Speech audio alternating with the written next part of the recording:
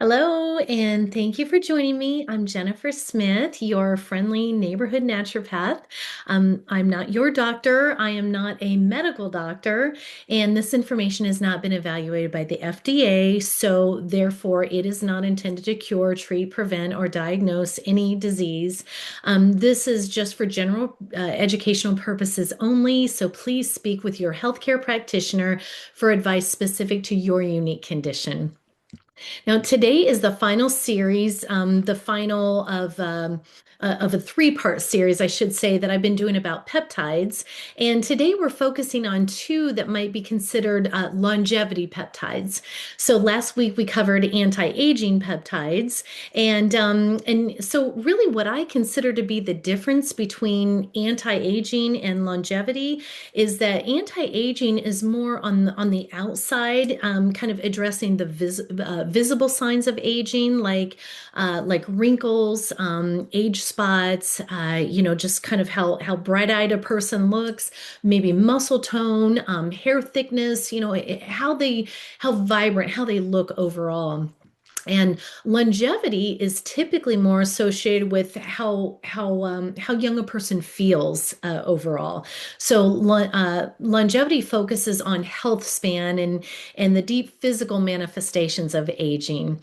So as usual, we've got 30 minutes of content followed by whoops, I forgot to set my timer here, followed by 9 minutes of Q&A that I'll read from the chat, and then we'll wrap up and that magical number of 39 for X39. So just a quick review from the last 2 weeks. Peptides are short chains of amino acids, and amino acids are the fundamental building blocks of proteins. And our bodies contain thousands of proteins, tens of thousands. So most peptides contain anywhere from 2 to 50 amino acids, and you're probably familiar with peptides like insulin, oxytocin, thyroid stimulating hormone, and human growth hormone. So, but the body produces thousands of peptides, and peptides are signalers. So you've probably heard a lot about people getting exogenous peptide injections right now. So that's kind of all the rage is peptide injections. And they're considered therapeutic peptides, and they're coming from an outside source, also known as exogenous. So these are not the peptides that you produce inside yourself. I mean, you do produce them, but these are coming from an outside source, and that source of these exogenous peptides can be, or supplemental peptides, I guess, can be from plants, from animals, from other humans, or from most of them are synthetic. So, and the delivery of these peptides that you're hearing about, some of them are oral, and some are topical, but and others are intravenous. But the majority of them that you're hearing about are injectable.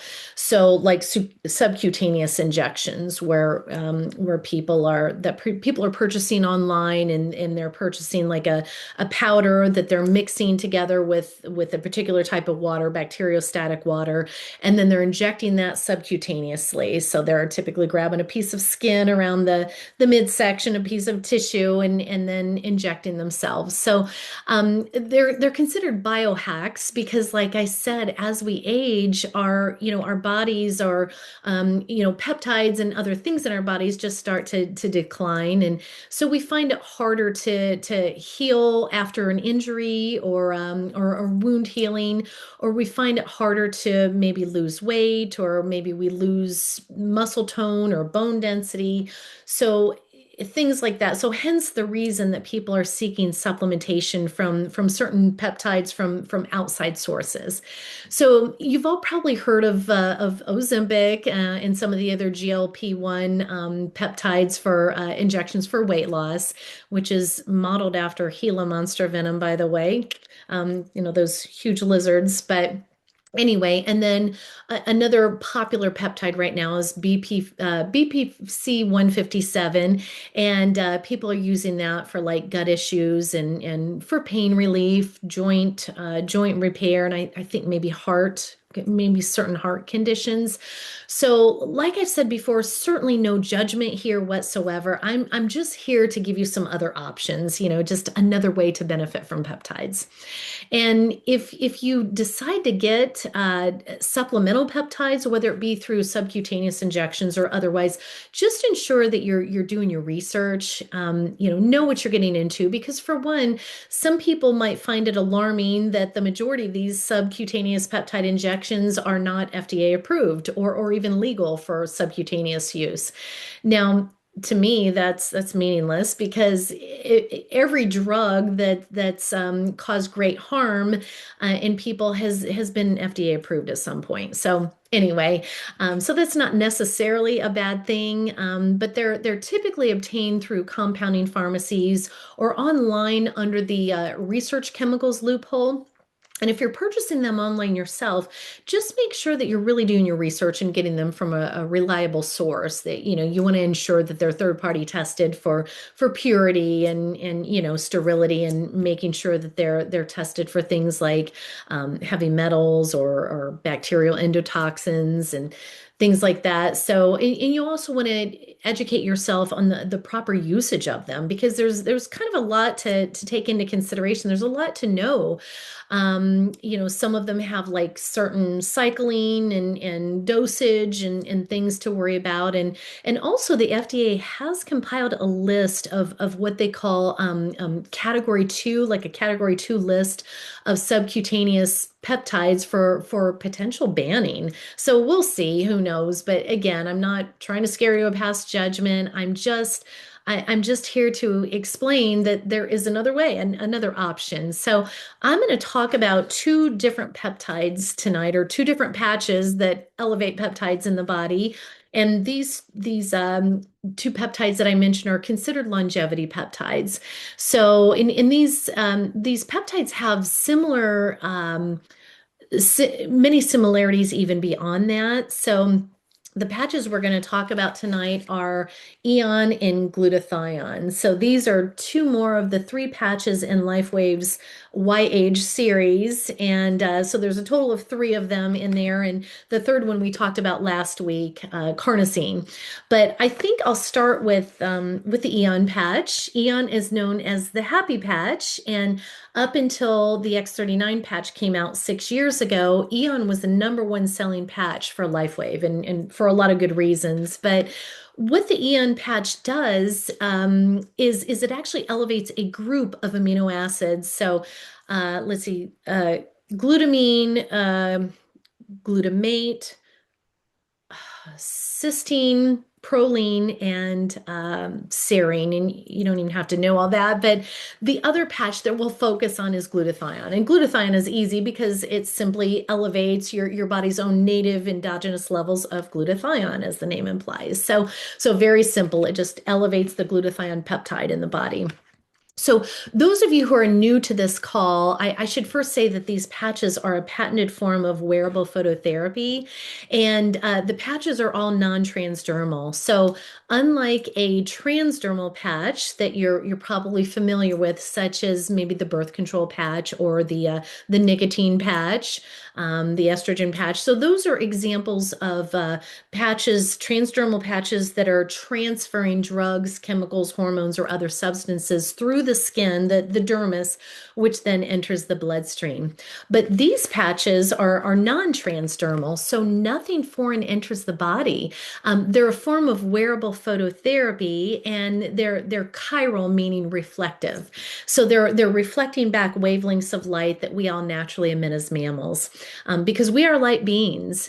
And from the moment of conception, when an egg and a sperm meet, a flash of light occurs. And then for the rest of your life, you're emitting light, infrared light from your cells, from your DNA. And that's exactly why the military uses night vision goggles to track soldiers, because those goggles are picking up on the infrared light that we're all naturally emitting. So, and these patches are worn, they're so simple. You just wear them for 12 hours a day, 12 hours on, 12 hours off, while you're fully hydrated. For example, your 12-hour window might be 8 a.m. to 8 p.m. For others, it could be 7 to 7 or 10 to 10. So, whatever works with your schedule. And some of LifeWave's patches are designed to be worn during the daytime only. Others are designed for nighttime use. And then there are some patches that can be worn, that can be used either or, day or night. So, as I mentioned, there are several similarities between the two patches that we're going to be talking about here. And but I do kind of have some recommendations as to whether or not you would wear them day or night. So like I said, the Eon patch elevates a group of 5 different amino acids, and this grouping is structurally similar to the protein found in royal jelly. And royal jelly is what makes the queen bee different from all the other bees in the hive.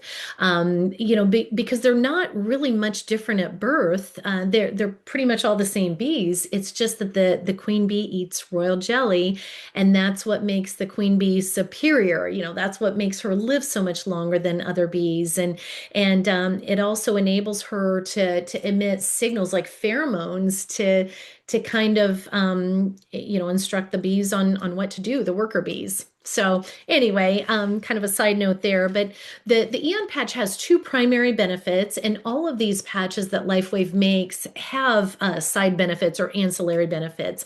But the 2 primary benefits of Eon is number one, it helps to reduce, it helps to support the stress response, helps to lower stress by balancing, by reducing cortisol, and that's hence the name, the happy patch, and in its emotional stress that we're talking about here. So the second primary benefit, and I'll explain the mechanism of how it does this, but it elevates SOD levels, superoxide dismutase, and that is an important antioxidant enzyme or peptide enzyme that helps us to reduce oxidative stress and inflammation.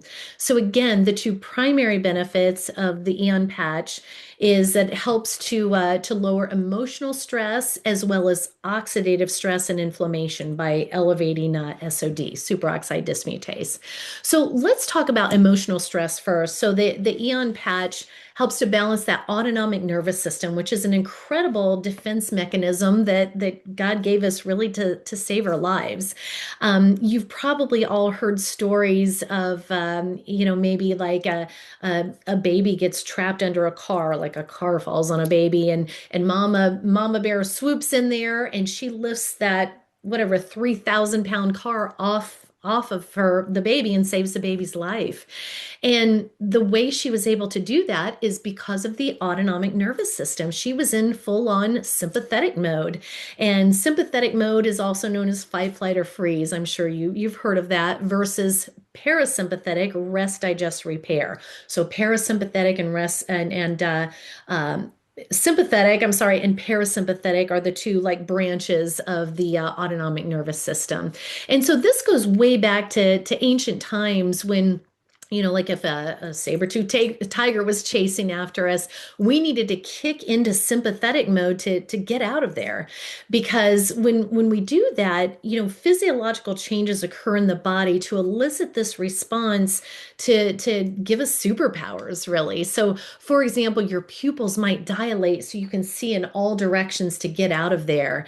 And your blood pressure, your heart rate might increase to send blood to your extremities so you can run like the wind, and you've got super strength to lift something heavy in order to save someone's life or your life. But anyway, so when the autonomic nervous system goes into sympathetic mode, and it gives extra energy to those areas in the body, it has to take from other bodily systems because you only have so much energy in your energy bank, and so when you shift into sympathetic mode, your body's going to pull from other areas. And by the way, we're no longer being chased by tigers, but we do have our modern day lives are just very stressful. I mean, we don't have tigers chasing after us, but we have I don't know, mean bosses, and we've got got like 6 lanes of traffic and billboards and social media and 24-hour news cycle and grouchy spouses or not enough money to pay the rent or we don't spend enough time in nature. So those are all the things that can help that can not help but to kind of get us stuck in that sympathetic mode. And when you do that, as I mentioned, your body takes energy from other areas to provide superpowers to you to kind of help save your life or if you think you need that. And really, the three main areas that the body takes from is number one, the digestive system. Because if you think about it, who needs to be sitting down for a 4-course meal if a tiger's chasing after you? So a lot of times our digestion will shut down. So think about it if you're stressed, and a lot of times your digestive system just kind of you may have problems with digestion. Maybe you're not hungry when you should be, or you're hungry when you shouldn't be, or you maybe feel sick to your stomach, or um, it's just nauseous or whatever, or you're just not assimilating nutrients in your food. So people who tend to get stuck in that sympathetic mode, those are all digestive problems are very common. Another area in the body that the autonomic nervous system takes from when we're in sympathetic mode is it can pull from the reproductive system because in various ways. But for example, think about who needs to be making babies when a tiger's chasing after you. And so oftentimes you'll hear about maybe couples that are trying to conceive, and they've tried everything. They've gone to fertility clinics and spent thousands or tens of thousands. I've had people come to me for that before, spend tens of thousands of dollars, and they're doing all kinds of things. They're going to the fertility clinic. They're doing like charting and they're charting things. They're timing things. They're injecting things before they finally give up. And then maybe they decide to adopt, and they kind of relax, and then all of a sudden, boom, they're pregnant. So that's why. But anyway, and then the third primary bodily system that the body takes from when you shift into sympathetic mode can be the immune system. So if you got a little cold, you've got the sniffles, or even a full-on cold, whatever, or immune system issues, who cares? Because again, a tiger's chasing after you. Your body thinks you're in danger. But then a lot of times after you come off chronic stress, what happens? A lot of times you get sick. And so that's why. So, but people do tend to get stuck in that sympathetic mode sometimes. So it's just modern lifestyle. So Eon can help kind of balance that out. Again, it's not putting anything into your body. It's just kind of balancing. And then also it's elevating SOD, superoxide dismutase, to lower oxidative stress and inflammation. So oxidative stress, my goodness, modern day lifestyles, and again, all the things, toxins and things like that, and then inflammation. I mean, America is known as a nation of stress and inflammation. So Eon kind of works as by elevating SOD as a broad spectrum anti-inflammatory. It can even reduce things like cytokines and fibrinogen and what else? Like C-reactive proteins, which rise in response to high inflammation. So, in all that, you've probably heard the term inflammaging, and Americans, like I said, we're known for stress and inflammation, and all that leads to premature aging. And so, if you know of anyone who's just been under chronic, horrible stress for many years, they oftentimes look pretty rough. I mean, it does age you. So the Eon patch helps to kind of balance all that out, kind of acts as a fire extinguisher to help lower stress and inflammation in the body.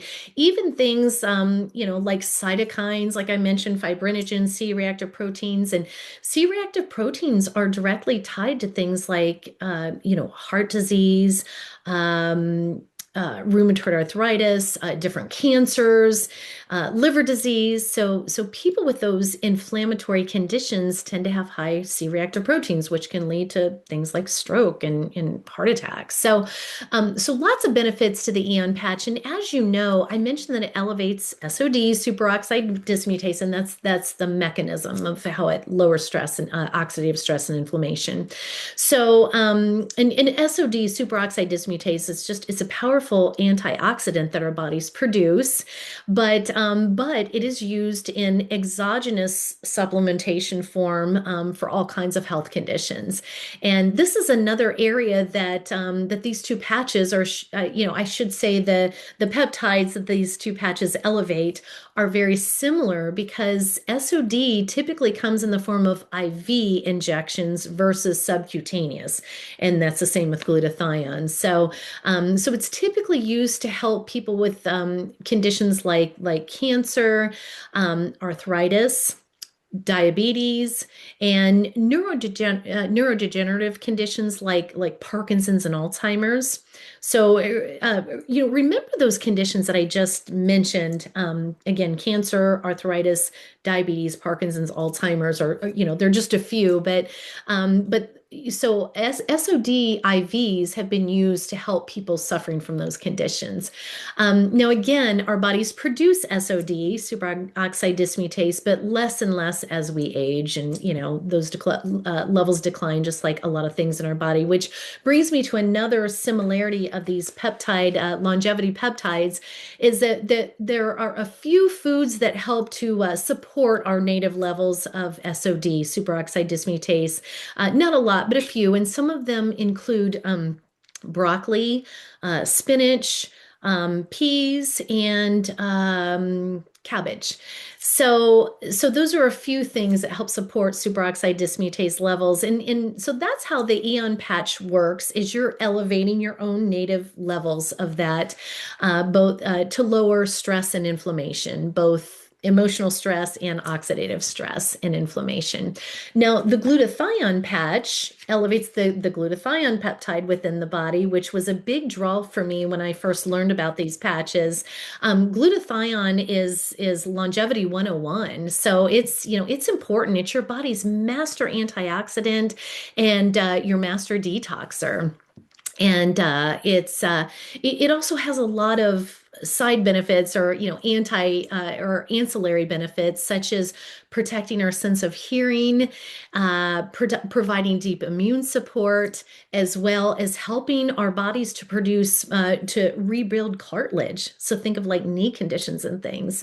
So the Y-age glutathione patch reflects back wavelengths of light to elevate the glutathione peptide. And by the way, you don't need to know all this, but glutathione is a tripeptide of glutamate, cysteine, and glycine. But as I mentioned before, those shorter chains, those shorter peptides with shorter chains of amino acids are called bioregulators. And they're typically more powerful than the longer chain peptides. And I'm just going to start by saying that there's a lot of research around deficiencies in glutathione deficiency. So it's very easy to research diseases associated with glutathione deficiency. You can type that into a search engine. And so again, you'll find a lot of similarities between the peptides that these patches elevate. So for example, some of the diseases linked to glutathione deficiency include cancer, arthritis, diabetes, and Parkinson's. Sound familiar? So again, lots of similarities, but I often say all roads lead back to the liver, and these are both liver-loving peptides, and they're both elevating. These patches are both elevating patches that are. I'm sorry, these patches are both elevating peptides that are primarily found in the liver. But I love glutathione. Gosh, I could talk about it all night, but most supplemental forms of glutathione aren't great. So taking, glutathione capsules is pretty wasteful because your stomach acid depletes about 80% of it. And there are glutathione suppositories, no thank you, and some other forms. But the most common form of glutathione supplementation is from exogenous sources is the same as with SOD. It's typically coming in the form of an IV. And when you're getting an IV push of glutathione, it typically takes a period of about 15 to 30 minutes to go into the body. And it can be expensive. It's certainly invasive. I mean, you're piercing the skin. And it has to be closely monitored because some people can have like an anaphylaxis reaction, like an allergic reaction, and there can be some pain and irritation at the injection site. But glutathione injections also, or IVs, I should say, have a pretty short shelf life, or I'm sorry, a pretty short half life, I should say, somewhere between like 7 and 10 minutes. So you get this big surge of glutathione, and then it starts to, deplete from the body rather quickly. And so you have to kind of keep going in and going in. Now, if somebody has one of those major health conditions, like I mentioned, I can certainly understand why they would do that. But again, I'm just saying there's another way. And so by elevating your own native endogenous levels of glutathione, to me, that's certainly superior. And so with that being said, let's talk about some things or some ways that our native endogenous levels of glutathione are depleted. Because again, not everybody has cancer, not everybody has diabetes, not everybody has Parkinson's or Alzheimer's or any of those other health conditions that are linked to glutathione deficiency. So, and once again, I've said many times that the vast majority of health conditions boil down to really two things: toxicity and deficiency. And so with the glutathione deficiency, well, what depletes glutathione? Well, aside from just general aging, well, first of all, NSAIDs do, non-steroidal anti-inflammatory drugs. That's a big one, like aspirin or ibuprofen, but also acetaminophen. You've probably heard a lot about Tylenol lately in the news for that reason. And so these drugs are depleting glutathione levels, and I mean, just about any pharmaceutical pain reliever will do that. So, and not just pain meds, but pharmaceutical drugs, including antibiotics, can deplete glutathione levels. So acetaminophen, that's a huge one, really, for depleting glutathione levels. And I certainly don't want anyone to be in pain. So, but you don't want to take an NSAID or acetaminophen for something that's minor, or if you can use something else like the ice wave patch. But other things that deplete glutathione levels in the body is alcohol. Alcohol's a big one, and I know they say, well, red wine is healthy for you because of the polyphenols or resveratrol, but you can get that from other sources. I mean, you can get it from grape juice, but unfortunately, the majority of the alcohol these days, whether it's wine, beer, or liquor, it contains high levels of things like glyphosate. That's the active ingredient in Roundup. They contain like added sugar, especially, wine, sulfites and more, and pesticides, there's all kinds of things in there. So, and glyphosate is the active ingredient in Roundup, and a lot of other herbicides for that matter now that it's gone off patent. So it's far worse to consume alcohol now than it has been in the past. And again, no judgment here. I'm just letting you know there are other options, and I'm just providing you with some facts is all. But alcohol will dramatically deplete glutathione levels, and heaven forbid you combine alcohol with NSAIDs or acetaminophen. That combination is a lot more toxic. So it's something you definitely don't want to do. But the standard American diet is another big thing that depletes glutathione levels. I know I've mentioned seed oils before. Hydrogenated corn, soy, canola, cottonseed oil. They're the big ones. And they can just healthful or stressful lifestyles can also deplete glutathione and SOD levels. So, and I think I mentioned the other two calls on peptides that you've probably heard the term peptide stacking, which typically refers to getting multiple exogenous injections of peptides. And there's no reason you can't do peptide stacking with LifeWave's non-transdermal phototherapy patches as well, same thing. So it's really the same thing, only you're tapping into your own body as the power source, and you're using your own medicine from within versus getting it from an outside source. So I guess I'm okay on time. So before I start reading the chat, I just want to remind you to please be sure and connect with the person who invited you on this call, if it's not me, in order to purchase LifeWaves patches, whether it's glutathione, Eon, or any of the other patches like X39, but always go back to the person who invited you here. So I'll go ahead and jump into questions here, and we'll try and wrap this up in 39 minutes. So glutathione, or yeah, okay. Vancouver, it was sunny but cold, lots of sun, which is great. Hey, I can handle that as long as the sun's shining, but if not, forget that. I definitely need the happy patch for that. I need sun. But anyway, do Eon and glutathione compete or negate each other so that they should be worn at different times? That's an interesting question. No, they absolutely do not compete or negate each other. But as that's an interesting question because a lot of pharmaceutical drugs and even supplements and herbs and things can very well do that. There can very well be interactions, but the patches are a whole different form of medicine. Again, we're tapping into, they're not really medicine. They're tapping into the medicine within your own body, and your own body knows exactly what to do with these peptides. These patches elevate and help the body to balance. So you're never going to have any kind of interactions with your own peptides or within your own body. As long as that you're producing it yourself, you're never going to overdose on your own peptides, because a lot of these exogenous peptides, as I mentioned, that people are getting, you do have to be careful with dosing.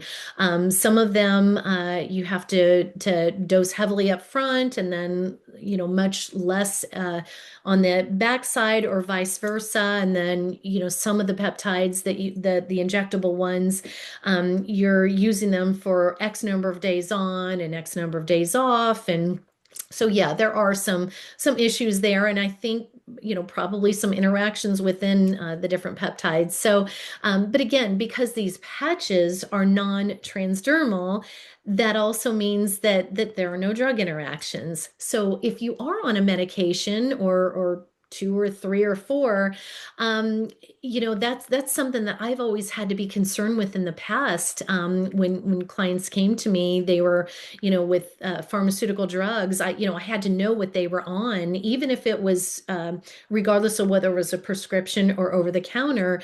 So I was careful not to recommend something, whether it be a supplement, an herb, or a food, that would interact with the drugs that they were on. And so yeah, you don't have to worry about that at all with these patches.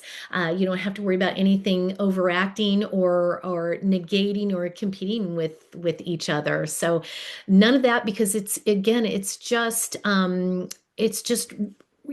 using your own body's heat and light to reflecting back in to produce these beneficial results. So nothing foreign is entering the body.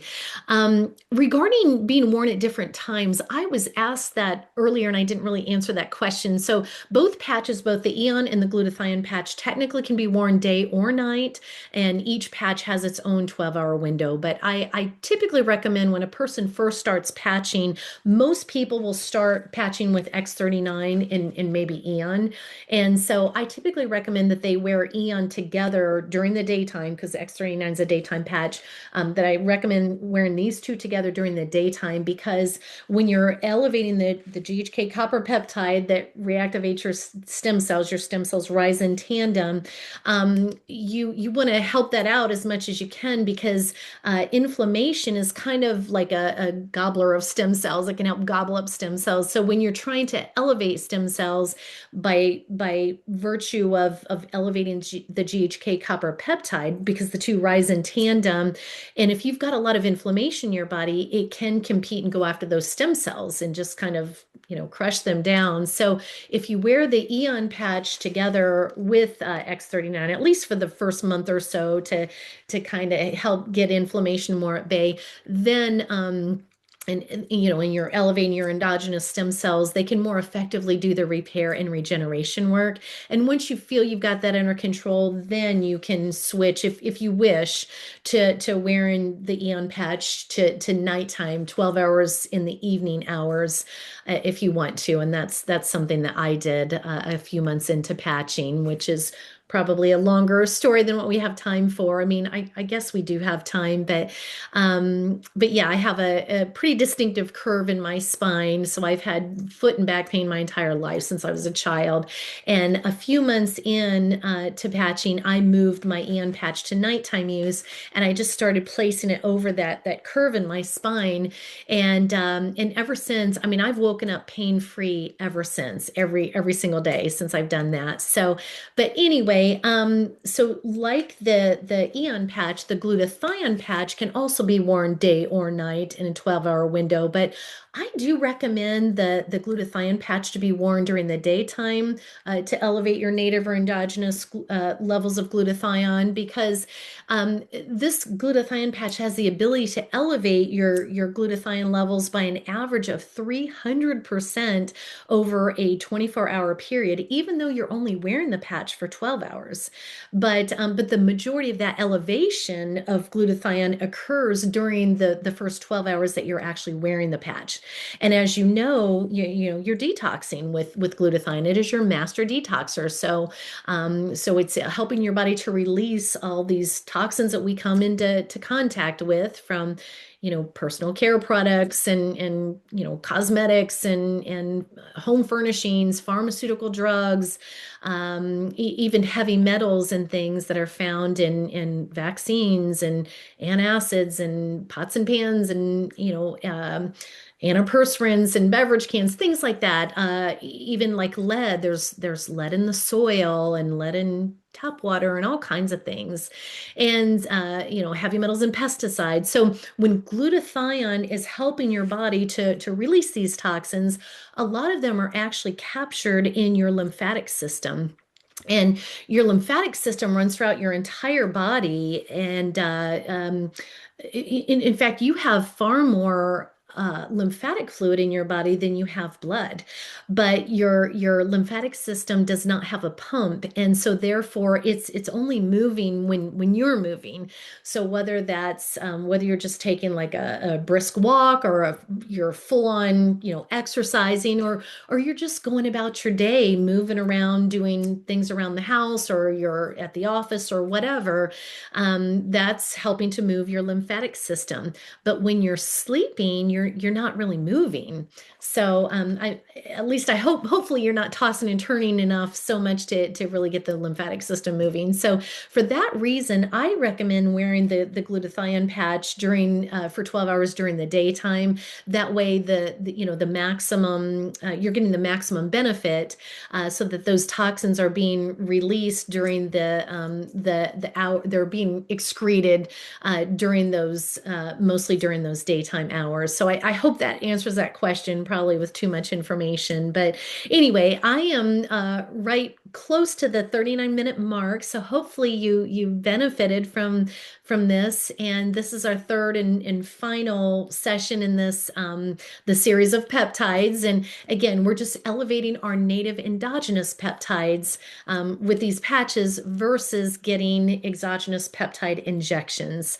And again, no judgment. I'm just letting you know that there's another way to do it that's less expensive. So less expensive and non-invasive, doesn't doesn't require any, no prescription, no needles or anything, that taps into the medicine that God gave you inside. And so thank you again for joining me today. And we'll be back here next week for the Wednesday Wellness Talk. Weather and electricity provided, or permitting, I should say. I think, fingers crossed, I think we'll be good. But I haven't even decided on a topic, but I'll figure something out and try my best to make it as interesting and informative as possible. So thanks again. Have a wonderful evening, everyone, and stay warm out there. Okay. All right. Bye-bye.